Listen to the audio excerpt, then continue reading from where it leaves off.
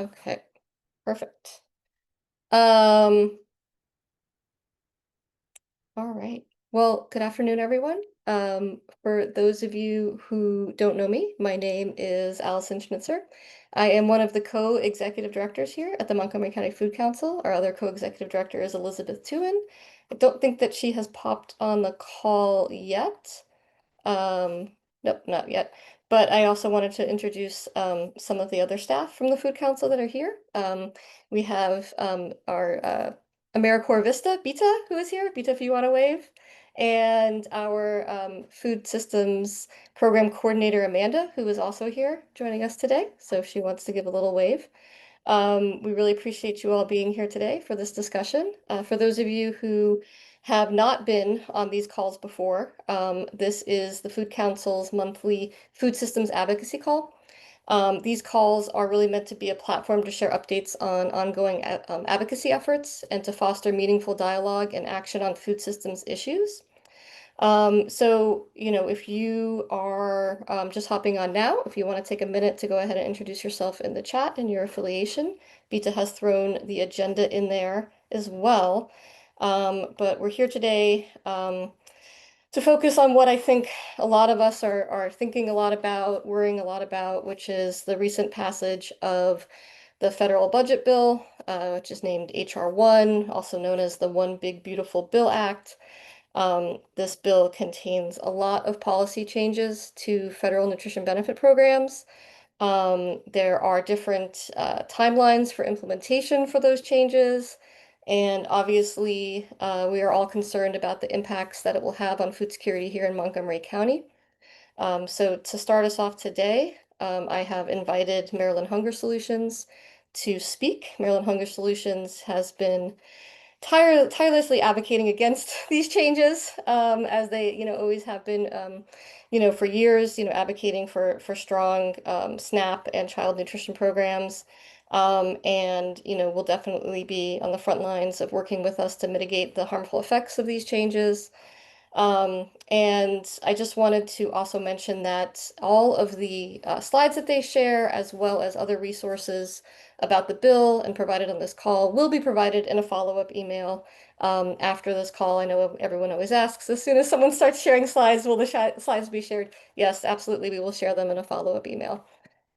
So with that, I'm going to turn it over to the team from Maryland Hunger Solutions. Today um, we have Julia Gross, who is the Senior Anti-Hunger Program Associate, who is over child nutrition, and then Claudet Miranda Zambrano, who is the Senior Program Associate over SNAP.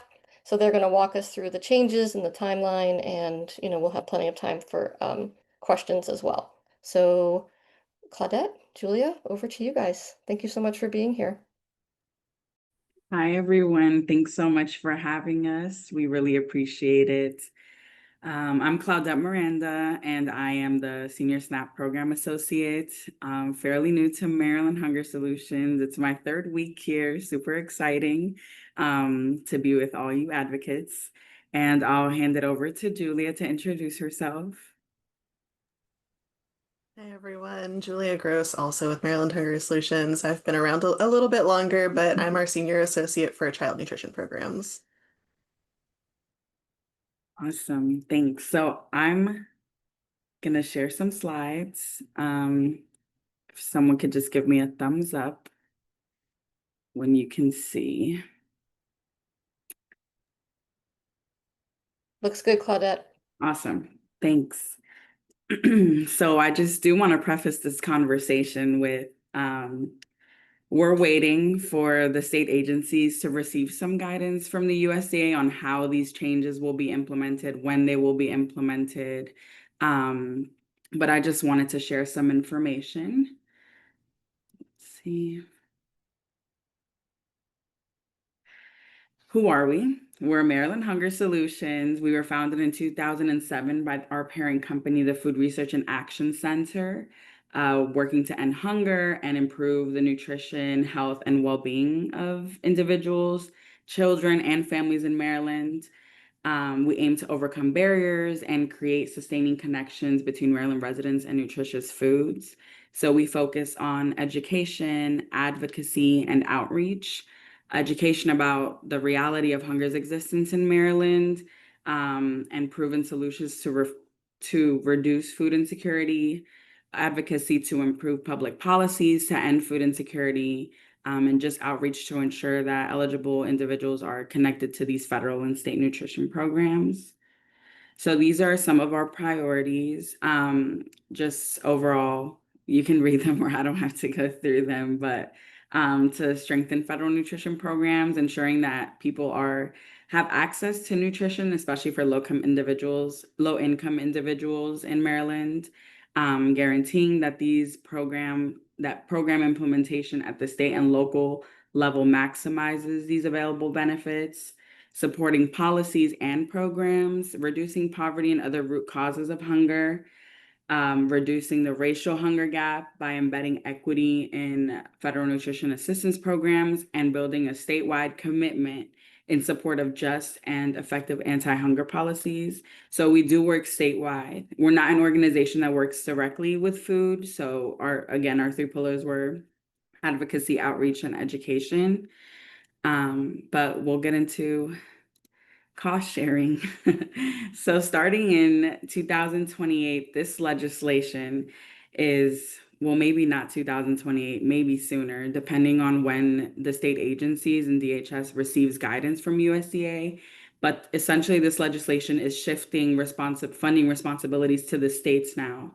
So prior to the bill passage, the federal government paid 100% of the benefits for SNAP, and the administrative costs were split evenly between the state and the federal government, so 50% of contributions from each.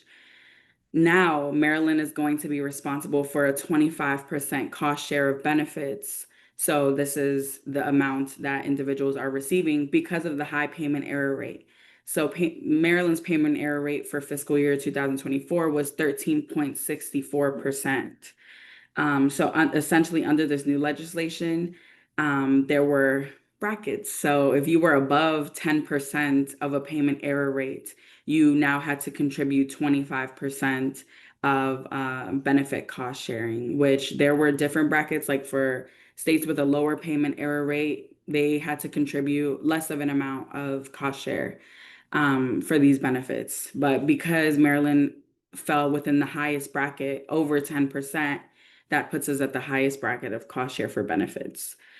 Under this new legislation, the administrative cost sharing will no longer be 50% the state, 50% the federal government. It will now be split 75-25, with Maryland being responsible for 75% of all administrative costs of SNAP. So from my understanding, this is funding employees, funding DSS offices, anything administrative, essentially, to have the program continue. But Maryland could qualify for a one-time delay. This bill offers the opportunity, quote unquote, opportunity, if a state's payment error rate is 10% or more, are allowing for a one-time 1-year delay where before they're required to pay their share, which would be the 25% of the cost of benefits. Until fiscal year 2030 because of that high error rate, under the assumption that this is allowing states with a high error rate to lower their error rate. So another thing that has changed as a result is the qualified immigrant eligibility. So under the Personal Responsibility and Work Opportunity Reconciliation Act, immigrants were categorized as qualified or not qualified. And some examples of qualified were LPRs, legal permanent residents, refugees, asylees, domestic violence survivors, and a few more. So this new legislation will only grant access to SNAP for U.S. citizens, LPRs after a 5-year wait, Cuban or Haitian entrants, and COFA citizens, and essentially remove access to other populations that were previously were eligible to receive benefits. And the major ones are asylees, refugees, and parolees. So based on 2024 data in Maryland, there were at least 2,900 refugees and 2,000 asylees. So it definitely will have an impact in how we go move forward with individuals who were previously eligible for these benefits and now will no longer be. As of right now, we're functioning business as usual since we haven't received any guidance from DHS on like what this implementation will look like, when this stops. So it's kind of all up in the air still as to what this qualified immigrant eligibility will be and how we approach outreach and assisting individuals with SNAP applications um, who used to fall within these categories and now no longer do. So some of the implications, because of Maryland's high error rates, we could face hundreds of millions of new costs for SNAP benefits and administrative costs. So DHS is currently estimating over $400 million of new costs that the state previously did not have to spend when participating in SNAP. Another implication, Maryland is stretched thin with a $3.3 billion budget deficit from last legislative session, where we may see higher taxes and fewer services. Will now be harsher SNAP work requirements for ABODs, and populations who were previously eligible for SNAP will now become ineligible. So the time limit, as I'm sure, from what I know, you've been functioning under the work requirements for ABOD. So just for a recap, referring to individuals aged 18 to 51 who are able to work starting July 1st, 2025. This was, I know Baltimore City had their waiver removed, so expired, I'm sorry. But essentially, if you're a Maryland SNAP recipient that falls under the definition of an ABOD and do not have an exemption, you will need to continue meeting specific work requirements to keep receiving these benefits. The exemptions, I know a lot of you have probably worked with these exemptions. Younger than 18 or 55 and older, living with a child under age 18, physically or mentally unable to work, individuals already working, attending school or a training program, a veteran experiencing homelessness, meeting work rules for another program, TANF or TCA, also known as TCA in Maryland, receiving or applied for unemployment benefits, participating in a treatment program, age 18 to 24, and were in foster care at the age of 18. So how might the ABOD time limit change in the future? So once receiving guidance from USDA and the state agencies on exactly what implementation will look like, this bill will be increasing the ABOD work requirements from ages 18 to 54 to now 18 to 64 years old. So individuals that were also receiving an exemption from work requirements for having an individual or a child, essentially under age 18, will also be impacted. This legislation will decrease the dependent age from 18 to 14. So now individuals who would otherwise like you have a teenager in your home, age 15, you qualified for an exemption, you no longer will qualify for an exemption. Only individuals with children under the age 14 will be able to qualify for an exemption from these work requirements.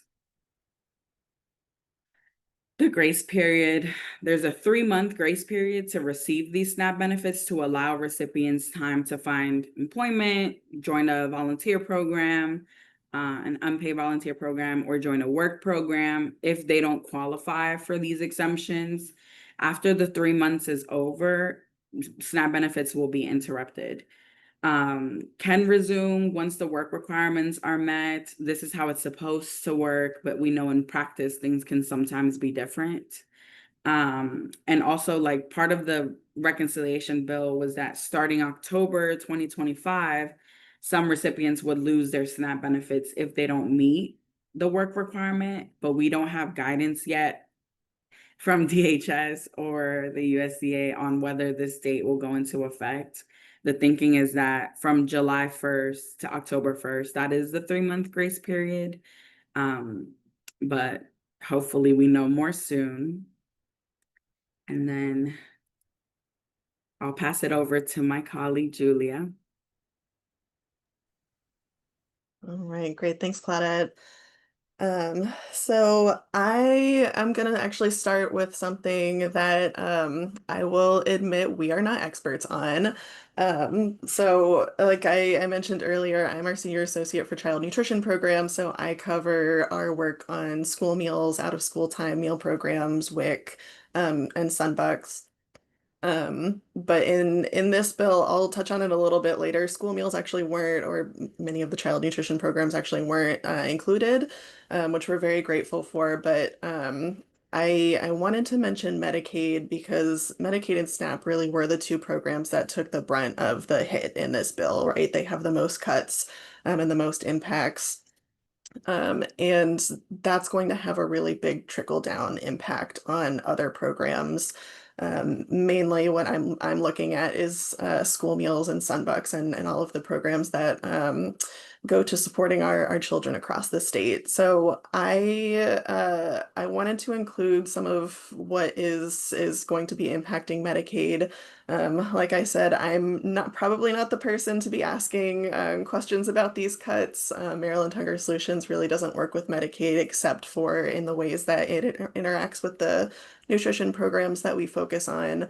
Um, but kind of looking at this, the resource that I linked down at the bottom, that's from the health department. I kind of cherry picked out some of the changes that I thought looked like would be most impactful to individuals and families. This is by no means the full extent of how Medicaid is going to be impacted.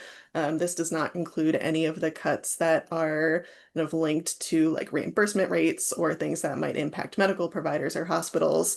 Um, this is really just looking at kind of cuts to eligibility, increased barriers, things that might eventually end up kicking families off or making it harder for them to stay on. So Claudia, you can go ahead and move us to the next slide.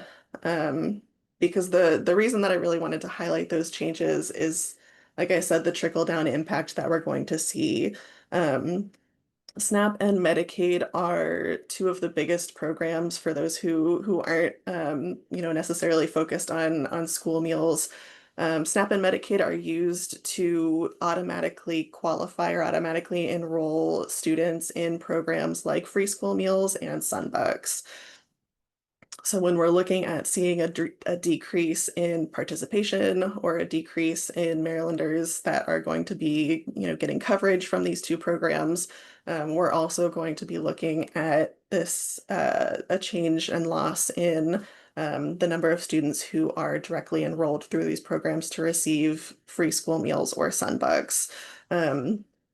And so I actually pulled some numbers for Montgomery County. It looks like last school year, there were over 22,000 students who were automatically certified through their SNAP participation, and over 52,000 students total who are directly certified across the county. And that's including SNAP and other programs like Medicaid or TANF, or their categorical eligibility status, which means they might have been homeless or qualified in some other way. But that direct certification number is huge. It was accounted for about 30% of the students in Montgomery County.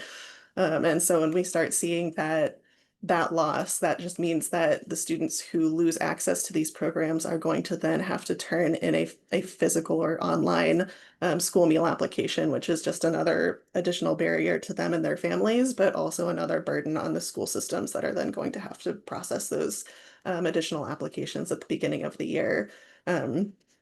We also know there are a lot of families who don't want to turn in those applications. We're seeing a big kind of increase in fear around these programs in general. And while school meals and school meal applications, I think, tend to hopefully have a little bit more trust from the community, it's still a program where they're going to have to fill out a form. And that's going to be just another barrier for accessing those benefits. So that's kind of on an individual level. Also looking at the community eligibility provision, this is a program that is used in Montgomery County and across the state for schools to be able to provide meals at no cost to all of their students. So this is the program that Baltimore City uses district-wide. A number of other districts like Somerset, Dorchester, Baltimore County use it district-wide to provide free meals for all of their students. In Montgomery County, it's in, I think, about 60 schools at this point.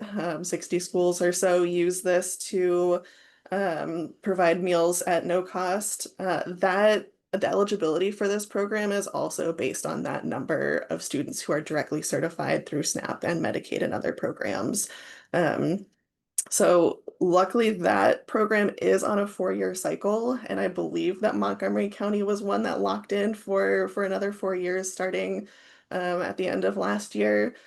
So we're hopefully not going to see a big impact on that soon, but that is something that will eventually be impacted if we start seeing these numbers drop. And so it is something to be concerned about for the future. And then, like Claudette said, the entire loss of funding across the state is going to impact the state budget overall. So it's just a concern. When we lose access to these federal programs and the state isn't able to make up for that, it's going to be a huge hit on local governments or local school systems to make up the loss. I mean, you can go ahead and hit the next slide, Claudette. So like I said, we're hopefully ending on a little bit better news than the rest of the presentation, but like I said, school meals weren't actually included in the cuts that we're seeing. So if you heard a presentation from us, maybe back in like March or April, you probably saw these provisions included in that presentation as proposals. Um, these proposed cuts were things that we saw leaked early on. They didn't actually make it into any version of the bill, which is great news. They were cut really early on and were not included at all. But the things that were mentioned were about $12 billion in cuts to school meals, and that was a provision or a proposal to change the eligibility around CEP and an additional requirement to for schools to verify the income of every single free and reduced price meal application. Right now, the verification percentage is around 3%. So as you can imagine, moving from 3% to 100% would be a massive change and huge burden on the school system. Those were not included. Um, WIC and Summer EBT or Sunbucks were also not included, but I did want to mention them here, to just reiterate that those were not included. I know there's a lot of kind of information floating out around there, and these were things that were mentioned early on. So I just wanted to kind of reiterate that that's not something that we have to worry about right now. But also just to mention that these are things that we did hear early on, and so just because they weren't included in this version of the bill or this piece of legislation that passed doesn't mean that they won't come back around. And so it's still something that I think we're keeping an eye on and keeping an ear out for, just to make sure that we are continuing to uplift the importance of school meals and all of the child nutrition programs, and the importance around protecting them from cuts like the ones that have happened to SNAP and Medicaid. So I think the next slide is probably our last one. We have a number of resources linked, some fact sheets, some blogs. Our partners at the Maryland Center on Economic Policy are kind of very generally cover all of this. So that resource linked there is great if you want to learn about SNAP and Medicaid and the potential impact to the state budget. They're great partners to kind of like cover the fiscal impact of all of this. And then I listed some SNAP cuts. DHS and FRAC both have fact sheets that kind of list all of the cuts that were linked and listed in these slides. And then the resource that I pulled Medicaid information from the Department of Health are listed down at the bottom. You can also scan the QR code on the side and stay up to date with FRAC's Action Network. So Maryland Hunger Solutions is a state initiative of the Food Research and Action Center, and a lot of the great work that is being done to advocate on the federal level is being kind of coordinated by FRAC and our colleagues up there at the national offices. So feel free to get in touch with them, and sign up for their newsletters. They often have sign-on letters and things, action steps, that folks can take if you're feeling a little helpless and hopeless, like a lot of us are. That's a great way to feel like getting more involved and being a part of the pushback on all of these things that are happening. So I think that's it for us. Feel free to stay in touch. Let us know if you have any questions. And Claudette, I'll turn it over to you if you had any last minute thoughts or things to share. Thanks so much, Julia. Yes, I just put our Maryland Hunger Solutions hotline here. So if anyone you know needs assistance applying for SNAP or has SNAP related questions, please tell them to give our hotline a call. We're a small team of three, but we're mighty. So that's it from us. Thank you. And if anyone has any questions, I saw some questions in the chat, so I tried to respond. Yeah, thank you both so much. I really appreciate that overview. I think it really helps people understand the changes that are coming and the changes that are not included so far. I did see that you answered the question about the delay in the cost share. I just wanted to confirm that um, the delay only applies to the cost share for the SNAP benefits. It does not apply to the increased cost share for the administrative costs. Correct? There is no delay on that. That's what I am working off of. That's from my understanding as well, like also attending other coalitions and meetings with DHS. That is my understanding that it will apply to the actual benefit costs.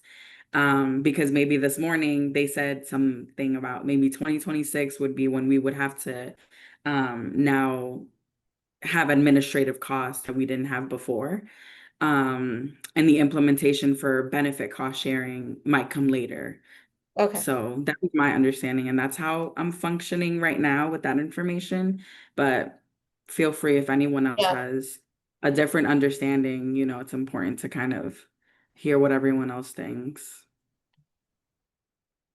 Yeah, I mean, that's been my understanding as well. And I think it's good to point out that the federal fiscal year 26 will start October 1 of 2025. So that is pretty soon that we may see that change. That is also the date that SNAP-Ed will no longer be funded through. So we will only have SNAP-Ed through this September.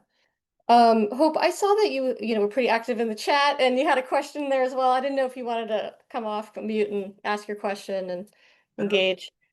I'm just participating as part of the presentation because when she mentioned MCPS, I'm like, oh, we got it right here. And I Yeah. think this is on as well. So I just wanted to make sure people had, like, we have 60 CEP schools.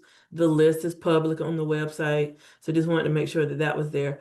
My question was, at one time, I thought I heard you say like the work requirement or volunteer. And I didn't know, is it like really volunteering support? Because if so, that would be great for me as the supervisor of community schools to have my my community school liaisons push volunteering programs that could really help these families meet those requirements. And so I got a little excited and wanted to see, did they have a list of what could be used for that? Or is it because I could take that and go in many different directions, and we could help Yeah. the families out with things they could be doing around the building, reading tutors, reading support, listening buddies, recess duty. Like we got plenty.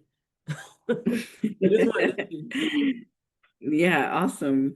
So what from what DHS tells us, unpaid volunteer work, they haven't necessarily issued a list of what qualifies or what doesn't. So am I responded to your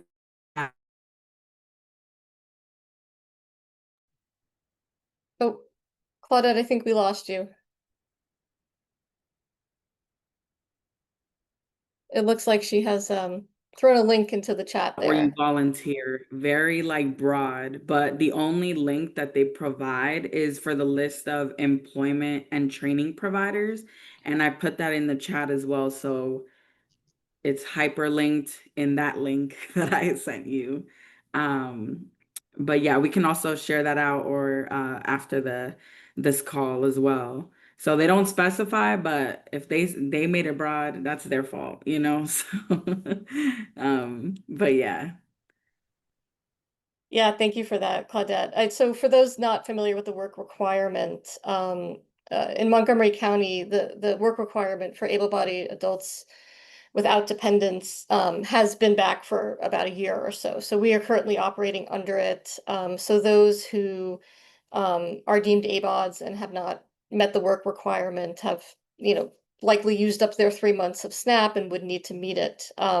So certainly, you can work with one of the SNAP outreach organizations in Montgomery County to help connect any SNAP recipients who might be ABODs. I would hope, for parents at the school, they would likely not be an ABOD since they likely do have a dependent, um, you know, who qualifies, as a child, and then therefore they would not be an ABOD, but certainly we'll get those resources out because everyone should be connected to the SNAP employment and training vendors who are great and help connect SNAP recipients with work and work programs.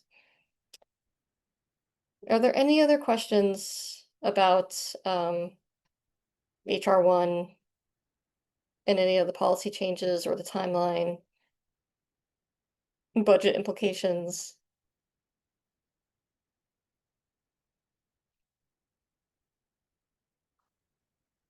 Okay, no other questions? Well, if anyone has any other questions, they can feel free to put them in the chat or reach out to us separately. We'll try to answer as we know. And I think our next speaker is here. Speaking of, we don't know a lot right now. We are still waiting for guidance from USDA and from Maryland DHS, but I wanted to invite Heather Bruskin, who is the director of Montgomery County's Office of Food Systems Resilience, just to speak a little bit about the county's perspective with all of these changes. Obviously, the county has made tremendous investments in the food security of our residents. And so just wanted to make sure to give Heather a moment to speak to the group and just kind of give an update on where everything stands as of right now. So Heather, if you're ready. No, I'm calling on you a little bit early. There you are. Oh, there we are. I was gonna say I'm not quite ready, but we'll make it work. Thanks so Um, so and hi there, everybody. I apologize for missing the first part of the meeting. I was coming from another county event in Silver Spring, but much appreciation as always, to Allison and the Food Council community for providing opportunities to share some input and our perspective on the many changes that are impacting our neighbors. And so I, think that I'm in the same situation as a lot of our community partners and other agency partners at all levels of government, but we're still trying to sift through everything that has changed, particularly as a result of the bill passed and signed on the 4th of July. But just some highlights of what we are looking at and really trying to focus on with county resources. As has already been discussed, the workforce support and volunteering opportunities, if there are ways that we can potentially connect some of the folks who are more recently impacted by working requirements to some of the resources that have been recently established by the federal government related or by the county government related to federal layoffs, because there has been some increases in workforce support in recent months. And I think that there are opportunities to harness those resources for other populations besides federal workers. I also want to highlight that we recently awarded $300,000 to community benefit organizations for nutrition benefits outreach. Those had been SNAP outreach grants initially, and now we kind of revised them in FY25 to be more holistic and broad reaching, recognizing that when we have the opportunity to support a family, we want to make sure that they're maximizing all the resources available. And I think local support of organizations that are doing that work, and receiving some level of federal support, hopefully moving forward. It's really important that we have folks with expertise who can help residents make sure that they're maximizing deductions so that they can get the largest benefit that they're qualified to receive, and that we are doing what we can to hold the line with those who continue to be eligible for SNAP to make sure that those dollars are still flowing into our county, because we're anticipating that there will be impacts on farmers markets and retail grocery stores and a variety of other places where SNAP dollars are spent. And so, of course, watching what the budget implications will be at the state. And while, just to be clear, the Office of Food Systems Resilience programs and staffing are funded with county dollars, which I think really underscores the county government and leadership's commitment to supporting food security in the community. There are certainly spaces in county government where federal dollars do support staffing and programs. And so we're closely connecting with other agencies to try to understand how that may impact the broader food system and benefits access capacity within county government. We are already planning and just kind of expediting the work around building new resource referral tools. And in a minute, I'll put in the chat box some of the new links that we've put on our website. But we've created a new referral toolkit to help families or those who are supporting families figure out which benefits and resources are available based on their unique situation. And our goal is also to create a referral training so that we can partner with libraries and other county agencies who it may not be in their job description to be supporting food assistance resource referral, but they end up definitely providing those supports to residents. And so making sure that we can build their knowledge and capacity, and also working with 311 to, sort of refine some of the referral tools that they use in receiving calls. And our grants will continue in FY26. There, we just closed the school-based food assistance grant program, but we have open right now the Food Recovery Network Coordination grant that just opened this week, and coming hopefully in the next couple of weeks is the Community Food Assistance Grant Program. And so that funded over about 50 organizations last year to do a wide variety of community food distributions. And so if your organization received that in the past, or you will be seeking county funds to support your food assistance programs, please be on the lookout for that, because that is our kind of primary post-pandemic strategy for funding that network. And for the most part, we had consistent funding for our programs into the from last year to this year. And so we're watching closely the data that's coming in from all of our different grantees on service demand, and just asking all of our partners to do what you can to keep that data as accurate as possible and keep reporting accurate, because we are very closely watching those dashboards to inform what is happening on the ground so that we can, track resource usage. And I regularly refer to the data that comes in informing the county executive and leadership about what our community partners are experiencing in service delivery. We're also in conversations with SNAP-Ed about what those educational impacts are going to look like in schools. And we're also working with DHHS to support the MC Groceries program continuation. So we just successfully recertified in partnership with the navigation team and CASPAS and other community action agency partners, recertified about 400 families for another year of benefits, which we know that the eligibility and demand for those resources far outpaces the number of spots we have in the program. But for those families who are participating, we see really high redemption rates every month of using that information. Or using those resources to feed their families. And while we won't have enough spaces to open up enrollment broadly, we will be hoping to onboard some additional families in the program in the coming month. Some other steps that we're doing, we're regularly working on memos and data collection to try to understand and capture what these impacts of federal changes will look like at the county level, and also understanding what the budget impacts will be. We did put together a communication that we sent to the executive branch and council, which is posted on our website, which is open to everybody just to, and, you know, but as soon as you post something on the website, it gets out of date. So we're working on a more recent update to that. But, you know, please, we're hoping to be a subject matter expert and provide guidance to the broader community about what's happening. And so you can take a look at those resources and share them and let us know if you have questions. And also working really closely with partners at the state and the regional level, both in government and outside. To you know, to keep track of what this is looking like more broadly, because we recognize that regional partnership is going to be a really important aspect of how we navigate through what comes next.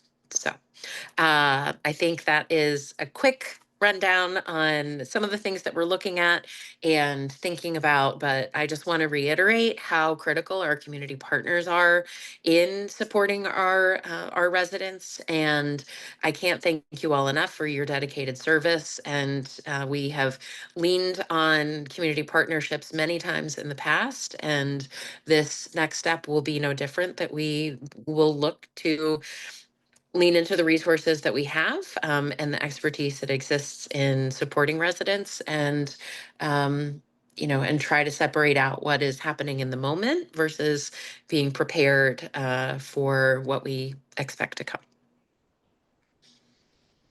Thank you so much, Heather. I really appreciate that rundown of, you know, not just the programs that your office does offer, and all of the resources available, but, you know, just the watching the data and trying to keep an understanding of the real time, you know, implications of the changes. Does anyone have any questions for Heather?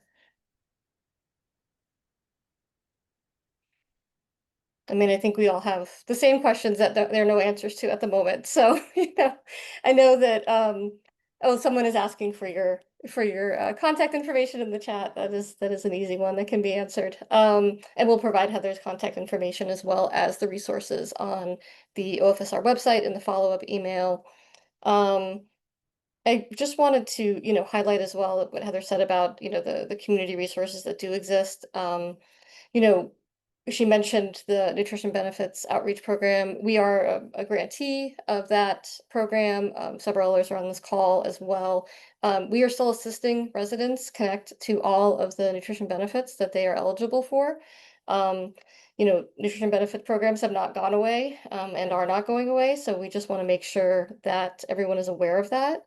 To that end, I wanted to invite the county's Office of Eligibility and Support Services to the call.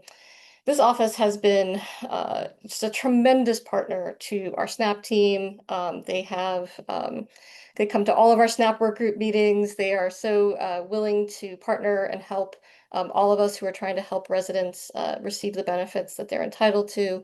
So I just wanted to have Yvonne come on, introduce herself over to this group, because we know that there's a lot of you know, kind of misconceptions going on right now about SNAP. I'm just hoping she can just kind of connect you all to her office and address some of those misconceptions. So Yvonne, thank you so much for being here. Oh, thank you, Allison, and good afternoon, everyone. I'm Yvonne Iscandari, and I am the Senior Administrator for the Office of Eligibility and Support Services at the Department of Health and Human Services. Mouthful, right? But I know that a lot of you do know of us, about us, and work with our staff on a regular basis. As Allison said, we do participate with the monthly food council and available, work with community-based organizations, and definitely want to partner with any and everyone as we all try to advocate and look out for the best of our county residents. And for us, it goes beyond Montgomery County. It's also because we operate on no wrong door. So we work with any Maryland residents that happens to come to us. And of course, because we do eligibility for these programs, we are not just dealing with SNAP, we are also dealing with the Medicaid aspect of it.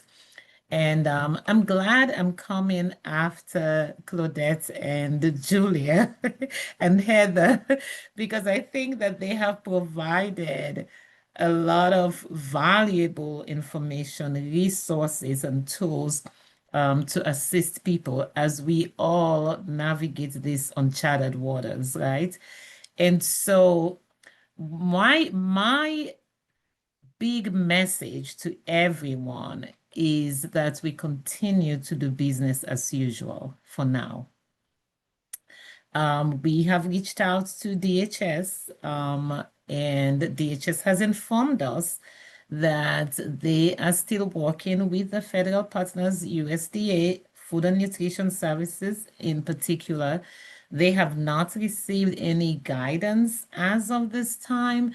And so we continue business as usual. And until and unless we get those guidance about any changes, we are not making changes. We are not implementing changes. We don't come up with rules by ourselves. We follow the guidance from DHS. And that's the same with the Maryland Department of Health, with MDH. So either of these programs, we follow the guidance. So for example, we understand that parolees, Haitian, Cuban parolees have been receiving notices about the end of their parole, but they continue to receive benefits. We have not been instructed that they should not. And so even though in our systems, we are seeing that when you check the immigration, the SAVE system, they are showing as no longer a parolee, we have been given guidance that they are to continue to receive benefits. So that's what we do. We don't, like I said, we don't make up the rules. So we follow the guidance strictly from our state benefactors. So that's what we do.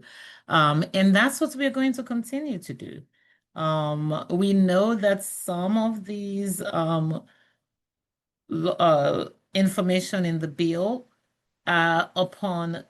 enacted upon the activation of the bills. But again, without the guidance from our state benefactors, we operate in business as usual. I just want to make sure people are aware of that. We don't want to scare people away. We want to encourage people. We want to make sure, for example, one of the things that we know on the Medicaid side, that, and this has nothing to do with this Reconciliation Act, but that interviews that we could have done, we did phone interviews as a result of the pandemic, that expired at the end of June. So as of this month, folks have to come in and do their applications and all that. So not to be confused with this element of the bill, but we have worked with MDH and DHS. They've provided us with notification in 5 different languages so that people can read those. People who are literate in their languages can read them and understand the attestation that they are signing. And for those people who don't, we do have bilingual, multilingual staff in our offices, and we also use the language line to assist those people. So just want people to be rest assured. We know that there's anxiety out there. We don't want to add to anybody's anxiety. We just want to put people at rest to say, hey, nothing has changed. Please continue to do what you do for now until and unless we are told differently. Okay. So if anybody has questions, I know there was talk about ABARs and all that. Yes, in Montgomery County, we have been doing ABUD for over a year now. So that continues other than the age requirements that we know now has extended to age 54. And we know the bill now extends it to another 10 years. But again, that's not happening right now. So we continue to operate with the current law that we have in place. Okay. Any questions for me? Thank you, Yvonne. Allison, was there anything else that you wanted me to touch on? Yeah, I mean, there's well, two things. One, I wanted to make sure that you put the customer service and assistance center information in the chat because it's an incredible Yes, resource that we're very lucky to have here in Montgomery County. Not every jurisdiction has it. So yeah, absolutely. we're very lucky Yes. to have it. And then I want, you spoke about the fear that people are facing, and I know that um, a lot of this is unknown and there's a lot of fear around it, but I think with the data sharing talk that's been going on, maybe you could just speak to what the current policy is and what's the kind of currently in place, so that people can know what is happening right now as opposed to what they may fear be happening in the future. Okay, with regard to data sharing, and that subject has come up over and over and over. And I know I've had communications with Heather and all of that. And again, one of the things I think for me, what I like about where our position in this whole thing is that we are not forced to make these decisions because we report to the state. So and we understand that we use state systems to determine eligibility. All of the work that we do as far as SNAP and Medicaid is concerned are done in state systems. So whether it's the MD Think eligibility and enrollment system, whether it's the Maryland Health Connection system, these are all state systems. So we cannot release any information to anyone from a state system. Even if we are reached out to, our staff have all been informed, particularly our front desk staff, but all staff have been informed. If anyone contacts you about it, they are to reach out to their managers and reach out to me. I have to in turn it over to my boss, the social services officer, and we follow that's guideline. So nobody should be or will be releasing any information because we don't make that determination. We don't make that decision. Only the state can make determination on when, if, or how any data would be released to any third party. Okay, so just want to make sure it puts people, Yeah. assure people of that. Yes, I see a hand, Sean. Hello there, Yvonne. First, I want Hello. to say thank you to your office for being so helpful in the past. We have a office of maybe Appreciate it. 7, 8 people doing Snap, and you guys are always very kind. Question, you might or might not be able to answer it just for guidance in the future. It might be kind of a two-pronged thing, but for Mm-hmm. immigrant children, you know, I'm trying to get some clarification here because it seems like we've had some cases where immigrant children with work permits will get approved for SNAP without a 5-year bar, and then some kids will get denied. And I talked to actually somebody, I want to say 2 days ago from your office, and they said, yeah, the rule is that kids have to have green cards to get SNAP or a work permit for 5 years. So I just want to clarify that because I was thinking that a work permit would constitute as an immigration status that would hopefully be able to get them SNAP for children without having to wait 5 years. So if you could, and the second part of this question would be, there's so many different situations with every different family, and so many different rules. And sometimes we have people calling,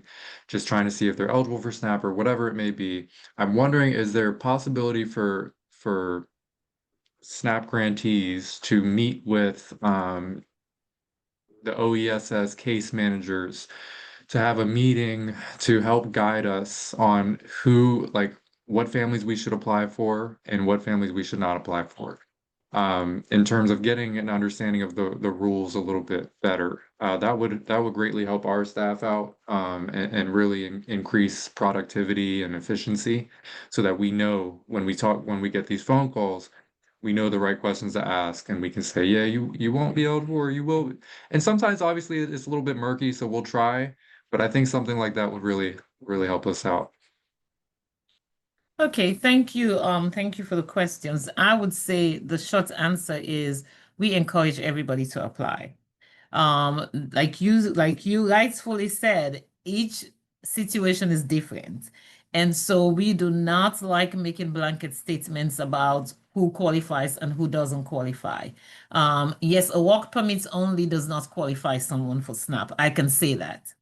Okay, but now beyond that, looking at the individual family or person situation, we have to test that individually. We cannot make blanket statements. So we really will not be encouraged to tell people, oh, if you have this, then apply. If you have this, and if you don't apply. We take all applications and then we make a determination based on the rules that meet, for each and every person's situation or family situation. So that's what I would encourage. As far as the education about just general SNAP rules, and particularly as it relates to immigrants, I'll tell you, is like you said yourself, murky, complex. You have to take each case as it comes. But as far as giving just a general knowledge or overview of it, we can always do that. I mean, we do that routinely when Allison asks us to, participate in the monthly calls and give that information. I understand that typically there are other agenda items to deal with, so it's a limited amount of time that we have. But one of the things that we can do is maybe we can connect. Sean, I would ask, we do now have a new central manager. Rodney Glasgow is not a regional central manager. He's a regional manager for the Germantown office.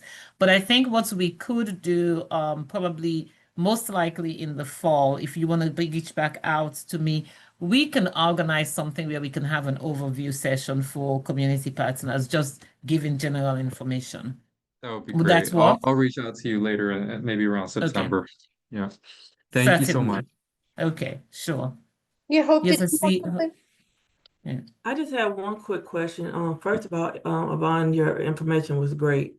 My thank community you. school liaisons, and PCCs that are in the schools constantly get this mixed information, and I just want to see if you might be able to clarify it.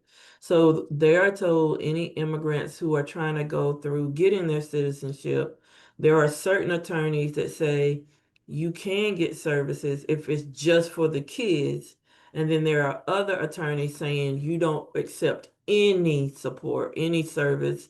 And so that's hindering, I think, some of our families for applying. Do you know if that's true? Is that an attorney to attorney thing? I came from another state where as long as it was for kids, it did not matter if in their status or in their application to become a Yes, I hear you over and over. People ask that question. One of the things we cannot do is give guidance on that because our role is to determine eligibility. People apply, anybody can apply, and we make a determination. We cannot tell people that it's good, it's advisable for you to apply, or it's not advisable for you to apply.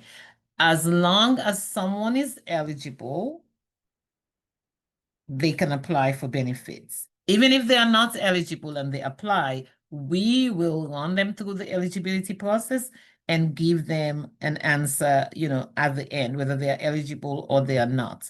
One of the things I know for sure that I understand impacts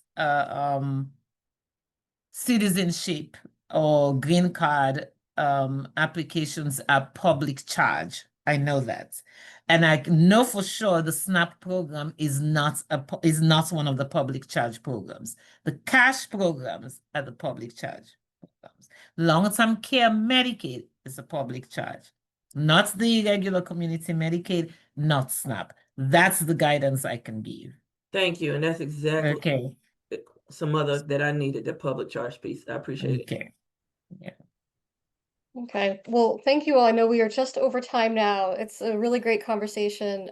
We'll send out all of the resources in the follow-up, along with, our contact information, OESS, OFSRs, and we'll continue to send out resources as they become available and more information as we hopefully learn more about when some of these policy changes are going to actually take effect. But I sincerely appreciate all of the engagement. Thank you to our speakers. Thank you to all our community partners. It's obviously going to take all of us working together to try to mitigate the harmful effects of these policy changes. So just appreciate each and every one of you, sticking in there for it. And take care. Go with